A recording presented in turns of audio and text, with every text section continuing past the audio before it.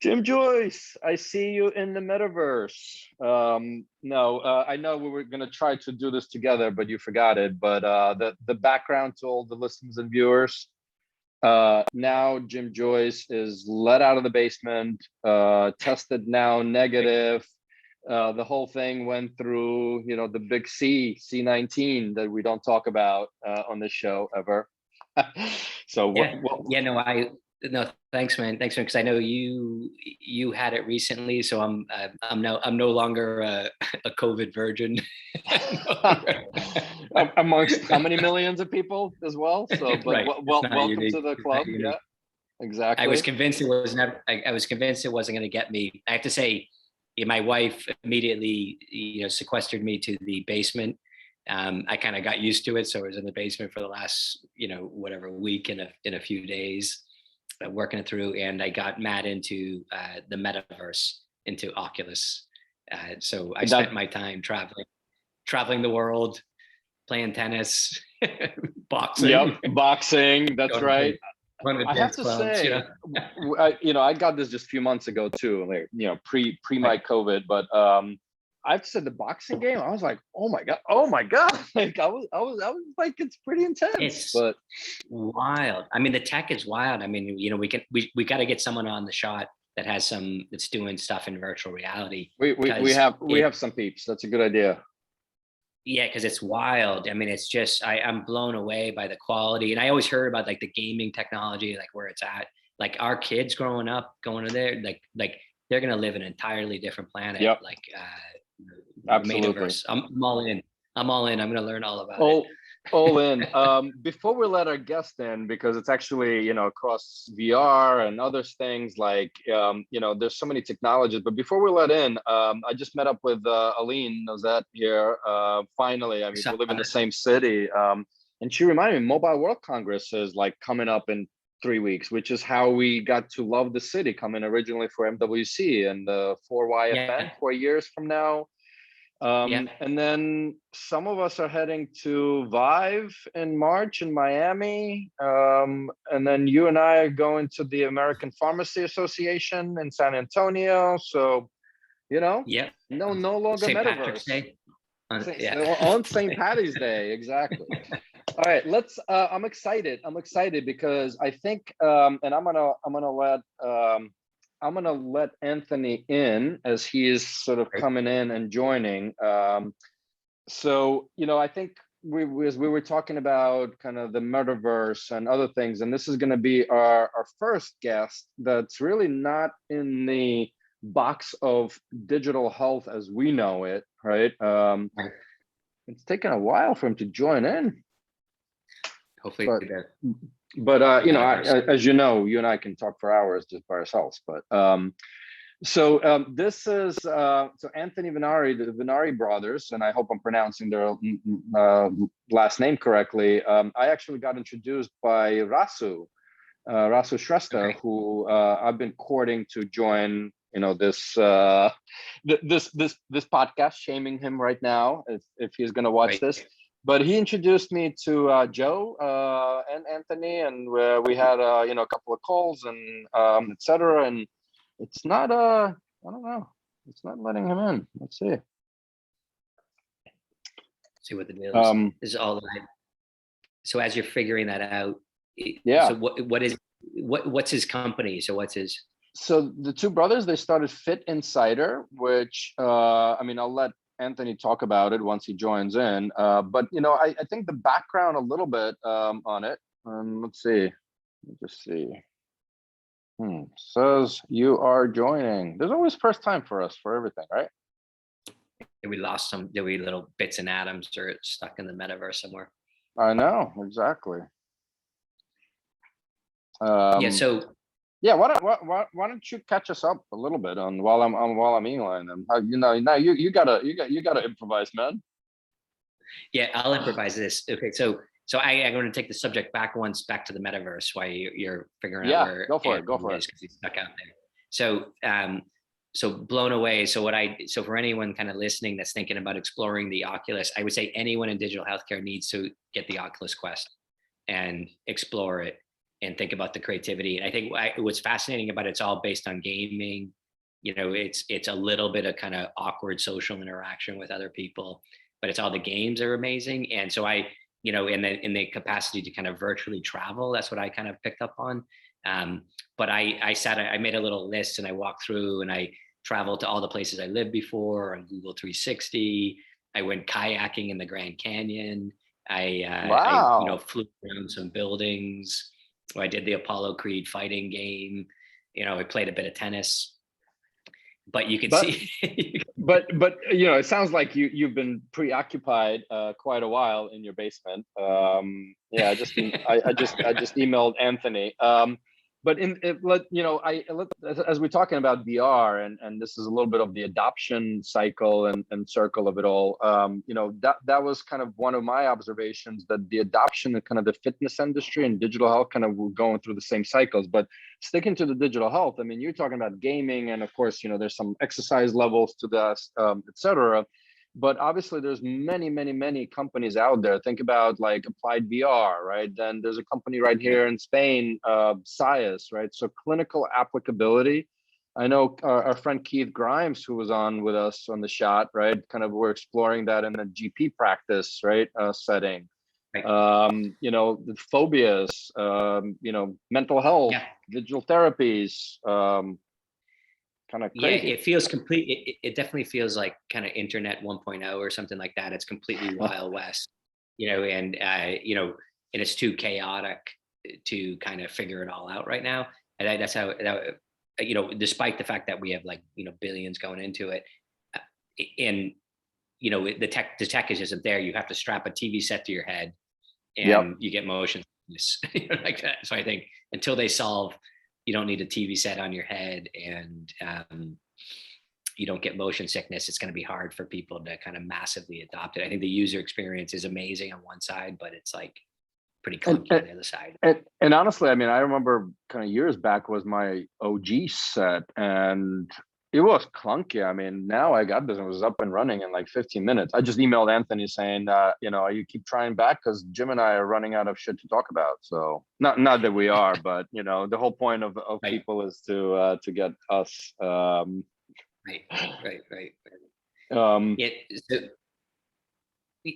So we'll give them a chance to get in here. We can call but it. Let's talk like a little bit more. And like I actually found sort of that competitiveness, right? And I think there's even like running games that you can follow other people. Like I haven't kind of joined the metaverse with others. Like I don't know. For now, I was just exploring it for myself. So I know, I think you and Garber exchanged that you guys were going to meet in the metaverse as well, or something like that, right? Yeah, totally. Actually, we should organize that right now. We should do a total like a digital health meetup in the metaverse. You know, we should totally create a room and bring in anyone that wants to do it. We'll go hang out. Is there Zoom for metaverse? Like, does Zoom have an offering? You know, there's Netflix. I mean, Netflix is amazing to watch. It's like you feel like you're in this ginormous screen, and you know all of that. So, right. Yeah, we could do. You could do. We do a Zoom in metaverse. Exactly. Yeah. All right. I'm trying, by the way, a different method right now because the emails are not working for you. Yeah. So, anyways, we keep flapping on. We might have to cut this part of the podcast. No. I honestly, I think people will enjoy it. So far, it's been like only 7 minutes talking about the metaverse, and it seems to be in all the news anyway, and all of the people are tracking what Facebook is doing or not. But it is what it is. You know what? Colin, go ahead. No. I'm gonna actually ping Ross because I actually don't. Usually, I have the guests' phone numbers, but I just didn't get a chance, honestly, to get Anthony's. Right. Yeah. I mean, listen. Let's keep going and see it. And if not, viewers, listeners, we're gonna catfish. We're gonna catfish you a bit with Anthony Vennare and Fitt Insider, but you know, we'll see where that goes. Let's talk the American Pharmacists Association. What's the game plan? So what's your deal with? So, for those that want to, and I'll be checking in and tweeting. So Marina and I are heading out to Miami on the 6th through the 9th for Vive. Looking forward to that. Then we are going to go and spend a few days in New York City have some meetings. Wow. It's interesting. So he said he's been waiting. And I don't see him. So yeah. But why don't you start talking about your plans? I think we might have to cut this. Yeah. So our plans are, so we're taking a booth at the American Pharmacists Association. We've got the Hamilton Beach Crowd and Health Beacon are, going to be on display with our tech and, all of our game plans. Our direct to consumer offering is kind of on the move. And then I'm going to be speaking, I guess, with you on a panel. I see him. I'm sorry to interrupt. I see him. This is exciting. I think for my reputation, we got to cut some of this stuff here. I can't. Dude, that's all you then. We made it. Anthony. How's it going? Good. I don't know what happened, but this was the longest dialogue that Jim and I, outside of any other recordings, had, and this is meticulously unproduced, so we're not going to cut it, Jim. None of it. The people are just going to have to watch extra 8 minutes of you and I blabbing. Welcome to the shot, Anthony, Jim, Anthony. And by the way, do you go Anthony full or Tony? I know we've met once briefly, Anthony. Marina and I. Anthony, okay, just making sure. Yeah. All right. Yeah. So for as we joke around, for the millions of listeners and viewers, we just basically babbled about Metaverse for the last 8 minutes and our plans on conferences. So just so you know, for your viewers and listeners, nice. Welcome. And for our listeners, maybe do a quick intro and take us back a little bit, kind of who you are, who Anthony is, and we'll get into kind of what you guys are doing today, you and your brother Joe. But background. Yeah, happy to chat. Quick background on myself and my brother, both from Pittsburgh. Did the thing where you leave. Shout out to Pittsburgh. We're still here now. You kind of leave and come back. It's usually what happens around here. So we're based out of Pittsburgh, and we've been involved in fitness for our entire life. Started out as actually in the Marines when I was 17. I got in the Marines, and fitness was a big part of that. Obviously, we both played high school football before. So, in Western Pennsylvania, they take their football seriously. So from a very early age, lifting and training and all that fun stuff. When I got out of the Marines, we opened a gym, and then just that was the start of it. From being trainers and strength coaches to owning multiple gyms to selling online programming to producing our own equipment line to producing our own education line and certification to running workshops and CrossFit gyms and pretty much every job and or thing you could do in fitness over the past 12 years we've done. And it kind of led us to the point now with Fitt Insider. So with our experience on the ground and being, fitness professionals and building up and then going into the startup landscape. And after selling a few startups, our last company, the one that we run now, Fitt Insider, our background has always been the mix of fitness and content. So with the industry changing so rapidly in places like club industry and URSA, I don't think doing a very good job of covering and engaging with that. We just started out with the newsletter. So first issue, awesome. Writing about what the space is about, went out to a few friends, and now there's tens of thousands that read it every week and listen to the podcast. Awesome. Amazing. So you had 10,000 people reading your blog or your newsletter, or that you send out on a daily or monthly or? Yeah, every week we send out a newsletter, and then we have a podcast as well that goes out every Tuesday. So we've sent 150 issues of newsletter. We've done 100 issues of podcast with everyone from CEO of Strava to Mirror and Echelon and everything else. So we kind of have built this really cool community. It's grown organically from the first 5 to now tens of thousands that open and read it every week and engage. So it's been really cool to see that grow. Jim, you and we're on episode 92 of our podcast. We haven't seen that growth, man. but then again, this is more of a hobby for us. And I don't know, Anthony, if you know the this back. is a health intervention. This is a health This is intervention for us. this is a Wednesday health intervention for two entrepreneurs and awesome guests usually. So, but maybe dive in deeper, because you kind of glossed over a little bit of, a couple of startups that you guys sold. You sort of, it sounds like from quote unquote jobs and businesses you've integrated horizontally and vertically across the fitness industry. But maybe touch on kind of the entrepreneurial spirit prior to Fitt Insider, and like kind of what you guys built and how a little bit. Yeah, absolutely. From the gyms, starting there when I was 21, I got out of the Marines, opened up a gym. Our father had passed away, right, a little bit before that. And it was kind of like a, survival thing. You need to have a job. Yep. Just got out of the Marines, didn't really do much besides fitness and understand it. So opened up a gym. It was, initially started training people in their houses, at parks, at different YMCAs and other things. And then we quickly opened up a small gym that was essentially like a back room in some place. And then within a couple months, we had grown our clientele enough that we opened up a 12,000 square foot. We bought an indoor skate park and tore it down. Wow. And turned it into a gym. Awesome. Yeah. Wow. So that was step one.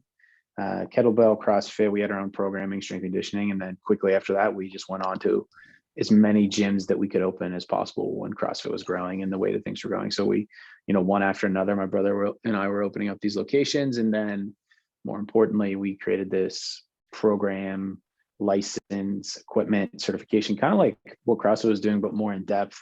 And we started co-opening locations at YMCAs, at different clubs with these companies to run essentially their group exercise programs, but they were gyms within a gym. And that model, again, grew very quickly. And in the end of it, between gyms we owned that were our brand, CrossFits that we owned, and then these co-owned locations, we had 42 locations that we were running, and, became a little bit too big for us. And we didn't really understand a lot of learnings and lessons on the operational, legal, side of it all. But it was pretty crazy. And then we sold off what we could and then shut down what we couldn't. Awesome. Wow. And when you think about that's pretty wild. I think it's everyone's dream is someday to own a gym, right? Isn't that kind of it's kind of when you're younger and I wasn't on the football team or joined the Marines, but it seems really cool. Doesn't it seem like an aspiration to kind of run it? What's it like running a gym? What's the stress of it? What's the, what excites you about it?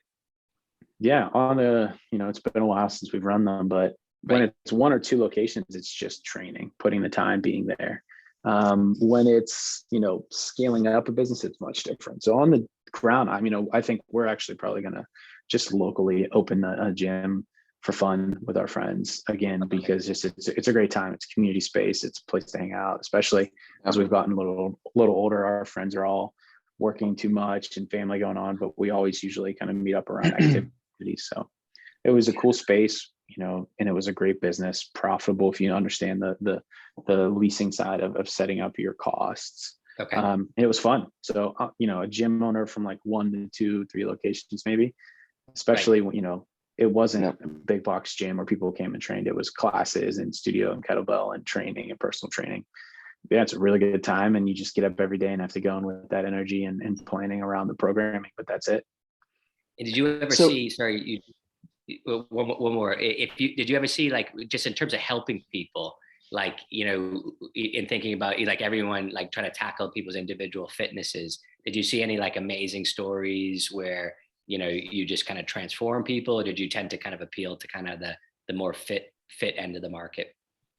Oh no, it was just, we got our start from, Craigslist, posting in coffee shops and kind of going door to door and just telling people we have a gym or we train.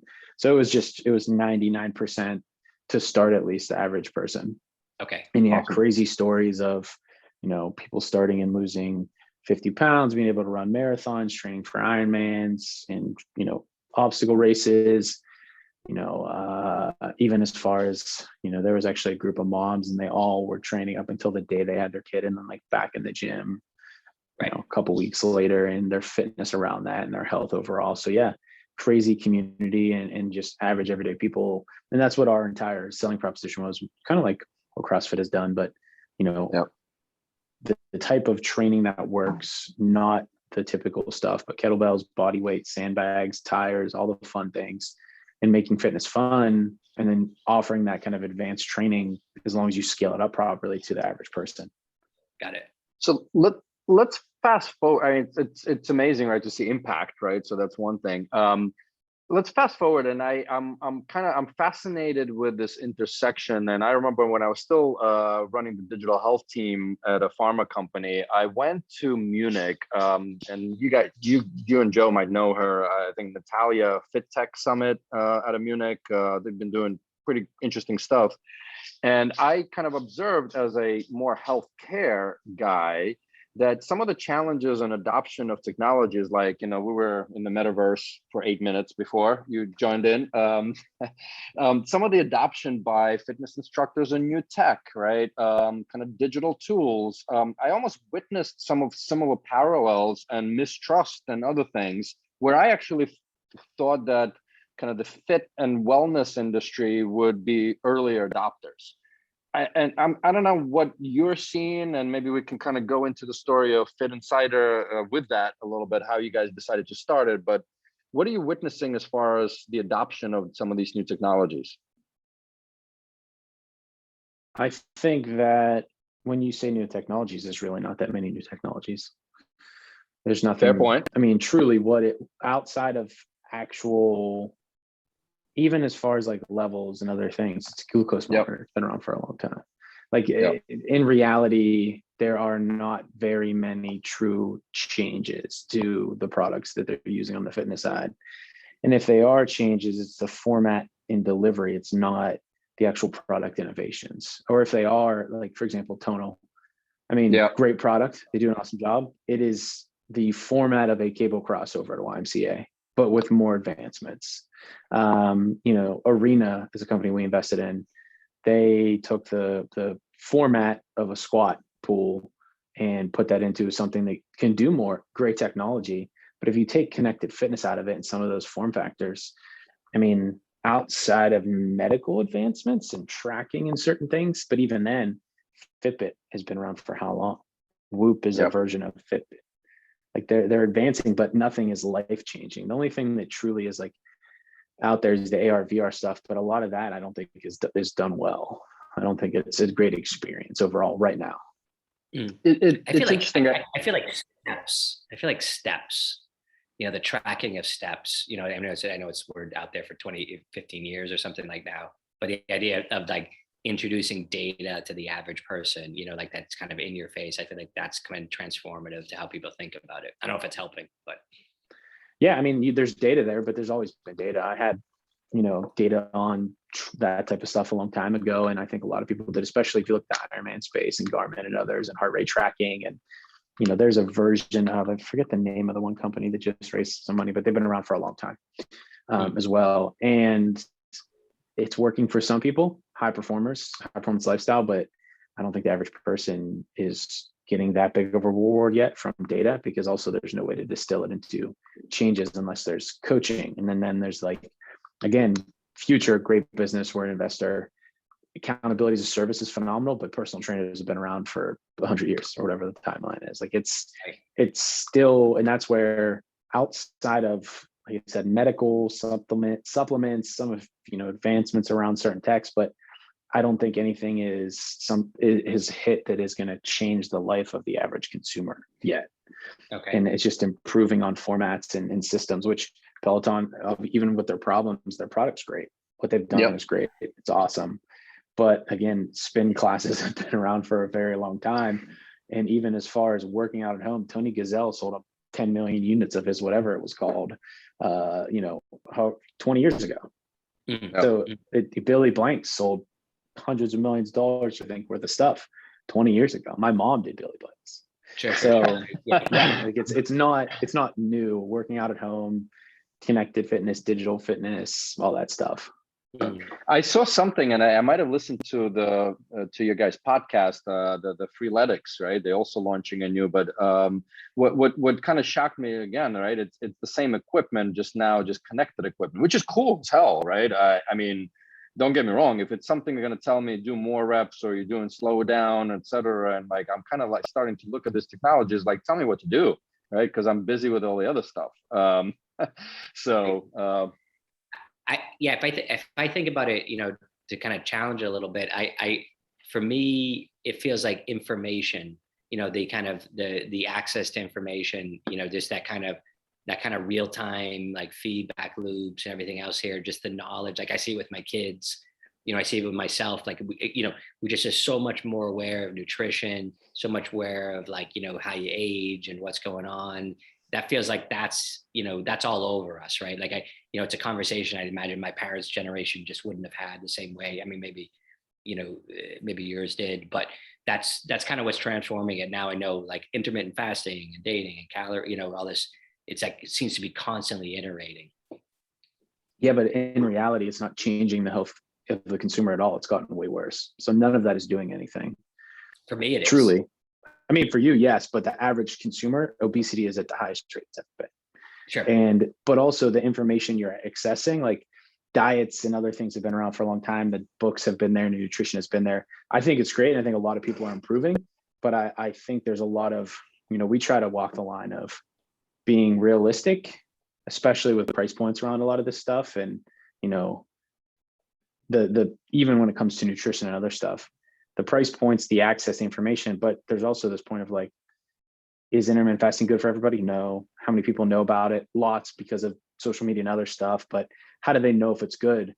Most likely some version of an actual, well-guided or system guided nutritionist would be awesome. Going to one of these places, hopefully it helps them and be more sustainable.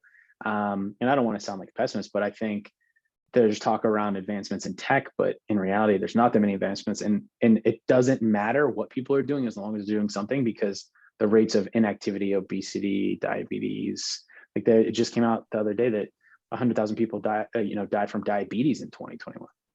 Wow. Like, absolutely I didn't see that stat across the board. Yeah, that is insane. Right. It's interesting, and this goes back to, sorry, Jim, it goes a little bit in the behavior change. And I know, Anthony, you, myself, and Marina spoken about kind of health coaching and, a lot of aspects that, yes, technology can give you data, it can, but ultimately you may need a person to lean on, right?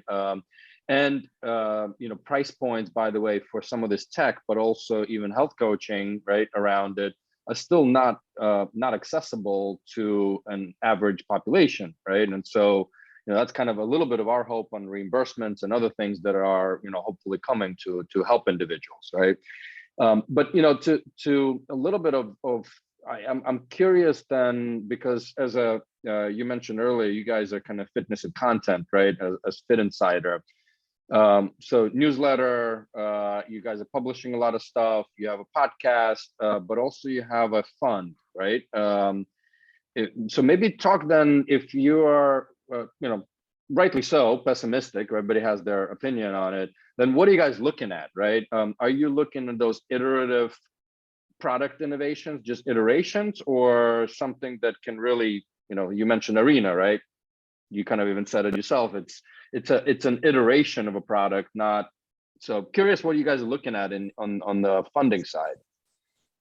Yeah, and Arena, for an example, the format is not different, but the technology is amazing. Same thing with the tonal, like the technology behind mechanized weights is great, but Bowflex has existed for a while. So I think it's more about building around that and the business case for it. So our business case for Arena is that it can be the middle ground between having a full garage gym and just a few kettlebells, which is a great use case for tens of millions of consumers. And then on the investing side, it's really anything we've ever written about. And our newsletter is a deep dive research report on a certain topic, break down 1,000 words every week. And anything we've ever written about, we'll look at, from mental health to wellness to high performance to behavior and having behavior change to nutrition and accountability as a service. It's really not about there's the business side of how we look at things, which is this a great opportunity to build a business that can, scale, sell, and be acquired? Then there's the second layer, which we look at everything under the lens of, is this actually needed and necessary? It's why we haven't done anything in the supplementation space yet. Supplements are great. Yep. I can't get behind most of them. So whether they might be, I take athletic greens and I like Fitt in with this and that, but in reality, what is the proven factor of a lot of these things? Don't know. So we don't go into that space too much. We're looking to get into that more. So we look at it from like running through things that boil down to helping this overall landscape of inactivity and poor health and wellness. And a lot of it is super simple. So like Future, phenomenal product. They rescaled the cost and accessibility and personalization of personal training at scale. Phenomenal business. Love what they're doing. The products, I've used it before. My girlfriend uses it. My brother's girlfriend uses it. Like, it's great. And that's like the business. Future. Yeah, Future. You see something like that and you're like, this has to be a thing. It's great. It's a phenomenal product. Silo Fit is a company we're an investor in and an advisor to. We're making essentially, which I would have loved to have, it would have saved us the heartache of, the leases and the systems that we had, micro gyms, leasing out, kind of like we work for trainers and coaches. And more than that, phenomenal opportunity there, seeing what's going on in the landscape of gyms and leases and everything else. Balanced. It's a digital health platform for the older generations, trying to be like a digital version of Silver Sneakers. Awesome opportunity. We see less and less, over time. I think, especially COVID has shown, there's a lot of individuals at that certain age range that aren't moving as much, and they used to meet in person, and COVID limited that. So could there be a version of community digitally? Or, one more to list is June. It's, well-being benefits for the modern workforce. They're providing, reimbursements, not just through fitness classes like Gym Pass and other things, but nutrition, healthy eating, mental health, therapy, couples counseling, whatever it is that you're willing to put, childcare. Again, access, information. It's not in terms of what they're doing revolutionary on a technology side. It's phenomenal, but it's a quality product with an awesome market strategy and a really well developed team. And we just want to get behind those great ideas. And like flyers, we invested in a company called Spot. It's walking meeting software, kind of like Zoom, but for not video. So you can get out there and track your steps and walk and still have similar meeting tools, but not have to see each other. Again, if that can take off, such a big opportunity. People sitting every day, work from home, it's gotten so much worse. We were just joking around while we were waiting for you to kind of join in, that we should have, is there a Zoom for the metaverse, right? But I can't imagine us walking around and hitting walls and stuff, right? And Zoom there. So this is a better idea. But so as I've also noticed I love your newsletters. I've been getting them, reading them. You guys started mentioning more and more around kind of digital health and some of the deals that are happening, I'll say on the periphery of healthcare. And I'm curious on your guys' view of what can healthcare learn from the fitness and wellness industry? And maybe the secondary part to that question is, why start covering some of those? Like, are you guys seeing something that's kind of connecting the two worlds now more? Is it the C word that we don't say on here that brought it? So I'm curious on how you guys are thinking about this digital healthcare scene. Yeah, I think it's where the biggest opportunity is right now, because in reality, all problems around health and wellness are essentially healthcare problems. The burden of a lot of the preventable diseases and problems and issues that stem from all the things I mentioned on, within activity and health and obesity and other things. It's the consumerization of healthcare and transforming the, yes, there's a lot of great in healthcare, but there's also a ton of bad and waste, and just the product and the user experience. And what fitness has adapted, the format of taking form factors, like I've said, and making them better and making the product great. Taking a class at a gym 10 years ago was awesome. SoulCycle was great, but most people aren't buy those. Peloton bringing that same scale. Yes, they've had their business brands, quality product, fun classes, doing that in healthcare, bringing this convenience, personalization, efficiency, and really improving on the product of, you know, whether it's at-home testing or condition-specific care, or, you know, treating nutrition and other things as a medical problem, and providing quality services around that. And, you know, what's physical therapy at home, all of that stuff can be improved in a great way. And that's how we look at the digital side of healthcare. And we say personalized well-being because eventually the ideal scenario is I have the data around my health, blood levels, cholesterol, other things, but then somebody helps me figure that out, because the average person is never going to know. Even myself, you know, I had cancer a couple 2 years ago, and my treatments around that, even as informed as I am and connected as I am, half the time I'm like, I have no idea what's going on. And my hormone issues with that, and my testosterone was destroyed by that. And yes, right now I can go and get Hone Health and get an at-home TRT kit, but is that really the best solution? Probably a holistic approach to like why it's there and what's happening and how to do it. So focusing on like this personalized whole scale well-being and putting that control in the consumer's hands with support and guidance is what we envision is the best case scenario. And does anyone bringing that kind of holistic? I mean, there are obviously people trying to do that right now. I've seen companies get initiated in that whole idea that, you know, you get this incredibly holistic. You see anyone knocking it out of the park on a national level in the US? I think, you know, the company that I see the most at scale is Inside Tracker. They're fairly large of a company for doing that home testing and the data and information. But I think a lot of them are younger. You know, a lot of the companies, we typically invest pre-seed, seed stage, and we're seeing a lot of these, like Vital Health is one that is like at-home testing and wearable data merging that can, you know, put this whole health profile together. But they do that as a service for other businesses. And there's a lot of them. But again, I think, you know, we're seeing a lot that are doing it and still trying to find the business case. Like there's one called, I think it's pronounced Fitnicity. It's testing around fitness and wellness and health data, but you go to a testing center, but they manage the process. And from what I've seen, they're crushing. So there's a lot of really cool formats and systems, but I've tested a lot of them, but I don't think anything outside of at least what I've seen Inside Tracker is at that mass scale that they're at. Right. So, but there's a lot coming. Anthony, so first of all, hope, you know, obviously, you know, you're in remission, hopefully all is well on that side. You know, and it's interesting that you kind of mentioned around just getting lost through the healthcare system, as educated as you are, and as you know your body, you know, as a fitness guru, let's call it that way.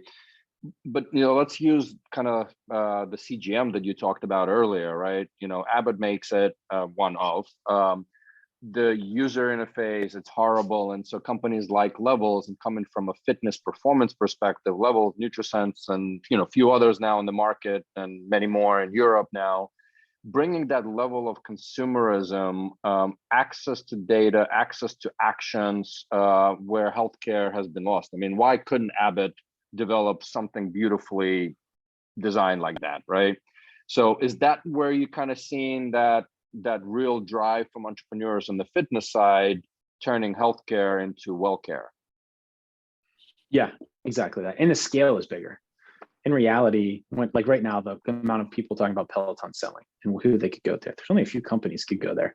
But if there was a healthcare spin on that, healthcare has all of the money. So if Levels would sell to a Whoop, great. But if Levels would sell to a Kaiser Permanente, massive, or an Abbott, or whoever, United Healthcare, the biggest companies with the most money and the most, you know, potential of also not just, you know, the sale price and the acquisition. I mean, how many millions and millions of users could get that from that, the direct access? It's like was Peloton signed on with United Healthcare to bring Peloton to 4 million members or something like that. That scale, that initial scale of just getting out there to all of their users and truly having health impact is crazy. But I think it stems from like the Levels team. They're phenomenal operators, have done an amazing job. Yeah. But in reality, they just did what the Abbott team, or I think whoever their Freestyle Libre, whatever they're doing, a little bit better. You still have to fit the device, you still have to sync the thing, you still have to have the app. Like, it's not revolutionary, it's just better. And because it's better, there's been no advancements. Exactly. Yeah. And that's great. And I hope, I mean, I've used it. It's a phenomenal product. I've used Very, I've used a lot of them. There's some really good products out there. I hope they will have impact. But what I'm excited for, like a company like Very, I've spoken to a lot. I think they want to find a way, device agnostic, and then find a way to show you through this patch, through this device, what's happening, and then have nudges or pushes or health outcomes that inform you and teach you. Because I think that's a big thing as well, is teaching and informing and having people understand why your reduced fat Cheetos are not great for you, even though you're trying in theory to be healthy, or your reduced fat peanut butter.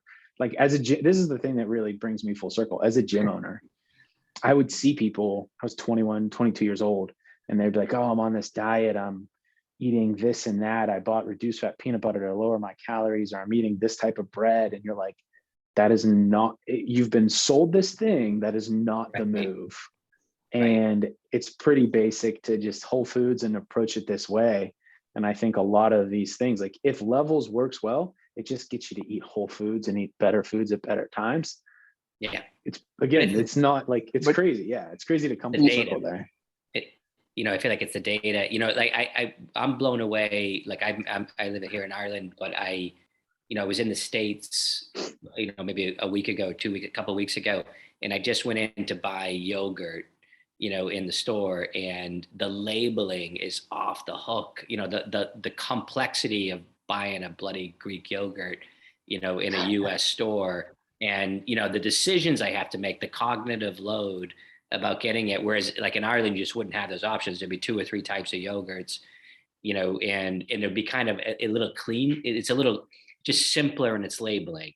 And I think there's so much kind of, they're trying to promote some new angle to me constantly in the States with the food labeling, which just kind of leads to confusion, in my mind. And you're kind of being, your head's kind of turning left and right. I always kind of like when I have my Irish cousins that come over, it's like you put an Irishman on a 7-lane highway in California, and they just freak out because like we weren't designed to be have this many roads, this many options. And they feel the same way when they look at their breads, in the store or something like that. So, anyways, a little bit of it's a little Irish. There's 50 brands of yogurt, and who knows which one is better or worse or what's in it, or the food system is a whole nother discussion, but it's a crazy point. But in reality, like you can use Levels to have that data, but also there's a pretty simple method of these sugars are bad and these things are good, and you should walk 10,000 steps a day. And there's so many people do nothing at all. Right. And there's the high performers, which I fall into that category, that are spending money and time to optimize in there.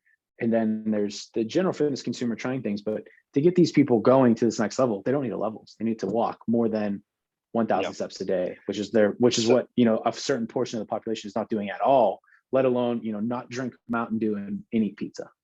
Right. I have, and if Josh, Clemente, and team are listening, I was lucky enough to be in the pilot. Constantly kind of between, A1C up and down, and I got Levels, and I was wearing it. I was loving the data, and I even blogged about it when I first got it, how it's, I'm stabilizing my sugars, I'm lowering them, I'm understanding the food.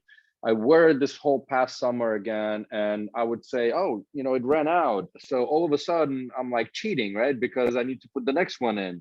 And not until, really, like, it's like the device is watching, right? Even though I'm accountable to myself. But back to, I love what you said, Anthony, right? At the end of the day, it's about your intrinsic motivation. It's about consistency. Everybody knows what's right or wrong and what needs to be done in a certain extent. And like, Marina and I, and again, not to, we're now 40 days, we're running a 3K every morning, increased it to 3.5. We're not snacking. I lost 14 pounds in the last month and a half, right? Like, and consistency. And I don't have Levels in, no more, right? Like, I took that out. Sorry, I went on a thing, because to me, I do agree that it's not about at the end of the day, yes, data informs you, but it's your intrinsic motivation and your commitment. I put on a sweater, guys, that I couldn't fit anymore. My love handles were bursting out of it. I took a picture of it, and my goal, yeah, I mean, listen, I'm not ashamed. My goal is, by the end of the year, is to wear that sweater comfortably. So anyway, I went off on a consistency rant, but it's such okay, go ahead. No, such an important subject. I think that it has to be a little bit though, like the data, like this kind of, the data teaches, right? You know what I mean? The data teaches you. Yeah, and like I use levels in vary when I was in treatment, because following a strict ketogenic diet has been proven to help with certain treatments, and a strict intermittent fasting diet and certain things. But that level of attention and care and data is not needed for most people at all. Right. And that's our opinion as well. And that's why I think finding the middle ground, again, for that, there's a difference between a business case, which Levels is phenomenal business and raised a ton and has great backers, and I think it's going to be worth a whole heck of a lot. And I think they'll have a phenomenal acquisition by a healthcare company down the road. But that doesn't mean that everyone should have Levels and needs that data. I think most people don't need that. And I think it's especially the price point now too is still pretty crazy. The best healthcare appointment I've ever had was, I was actually with the Health Excel crowd, as a digital health kind of community that Eugene and I are part of. We were in India, and I took the genetic sample, so a genetic testing swab, and then I got a call. So I did that. So they did the whole genetic profiling, and then I got a call maybe a month later, maybe, I don't know what it was, maybe 2 or 3 weeks later, from kind of effectively a scientist. And they just went through all my data, they just went through all my results from that. And it was the best appointment I've ever had. And, and I'm in the healthcare space like yourself. And it's just like, okay, my whole thing, it's like, okay, I have a slightly higher risk to whatever it was, cardiovascular diseases. And then here, based on your age and your profile and conditions, here's what that risk looks like. And then because of my age, prostate cancer is high.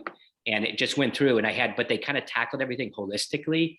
And they also looked at things like, mental health and resiliency and all this other stuff.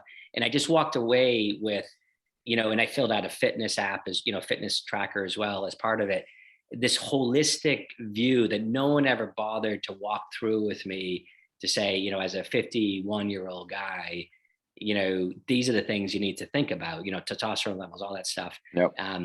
And I walked away I was, after an hour and a half, I was like, Jesus, no one ever bothered. I walk in the doctor's office or even to a trainer, they'll have a perspective, Where's your mental health was on that scale before and after this podcast? Anthony, I know you wanted to chime in on that, but also we're sort of kind of getting to the end here, and Jim usually has his famous question. So I don't know if you wanted to chime in on Jim's holistic. All right, because you were unmuting. I was watching that, but so then why don't we go to that the last question that Jim is famous for? Go for it, man. Famous question. But this is really important for you, Anthony, or it's important for our listeners, for our millions of listeners that kind of chime in on this. But so picture yourself.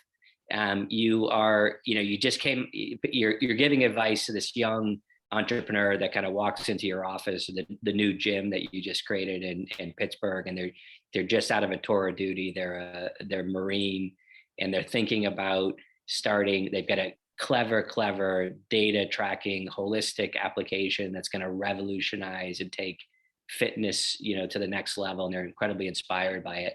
And you're looking at that young naive entrepreneur. What advice would you give them? I would tell them about venture capital much earlier. I didn't find out about that until much later in life, when in reality the theory of someone will give you money to make more money for a poor Pittsburgh kid was pretty insane. But outside of that, it would be not chasing what other people are doing. A big portion of my career was, me learning that essentially the world being opened up to me from from where I was in life. I didn't go to college, I didn't have an education, reading books, podcasts, listening, learning, seeing people do things and essentially replicating that and scaling up from there, and, chasing what Gary Vee did or this person did or that person did. just wasn't right for me. So finding my own path versus kind of chasing what I was seeing, and it was all that I knew at the time. So it'd be just really not chasing that path of whether it's money or popularity or other things that distracted me from the overall goal, which always has been to help people have access to and live healthier, better lives, which we've done at scale for tens of thousands of people, whether it's our gyms or online. But at certain points you get distracted because you chase money or other things. So staying on that path, I think, honestly, the biggest business mistake I ever made was closing the gyms. If we would have kept them open and run them, we would have been, a couple of years, get to 40, I'd say. And this was pre-studio fitness, exponential doing what they were doing, all that could have been the exponential brand with how we were doing it. So yeah. But I got distracted and taken off our path, and it led to, in the end, it worked out, but definitely a miss there. Awesome. Listen, never look back, always look forward, right? So Anthony, thank you. I love that. Create your own path and then stay on it is what I got. Yes, definitely. To our millions of viewers and listeners, thank you very much for tuning in. Anthony, thank you for making the time. And this will be up as usual very shortly because it's meticulously unproduced. Thanks, Awesome. Anthony. Thanks.